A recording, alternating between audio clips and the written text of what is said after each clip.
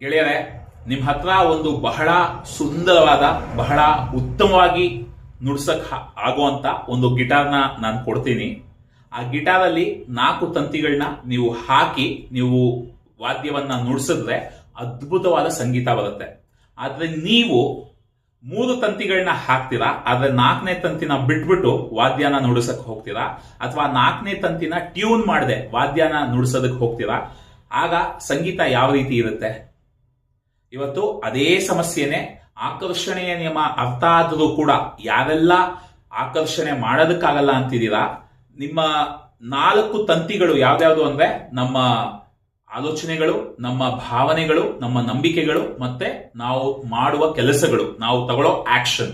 ಯಾವಾಗ ನಾವು ಕೆಲಸ ಮಾಡದೆ ಬರೀ ನಂಬಿಕೆ, ಭಾವನೆ ಮತ್ತೆ ಆಲೋಚನೆ ಮೇಲೆ ಕೆಲಸ ಮಾಡ್ತೀವಿ, ಖಂಡಿತ ಆಕರ್ಷಿಸೋದಕ್ಕೆ ಸಾಧ್ಯ ಆಗೋದಿಲ್ಲ. ಯೋಚಿಸಿದ್ರ ಬಗ್ಗೆ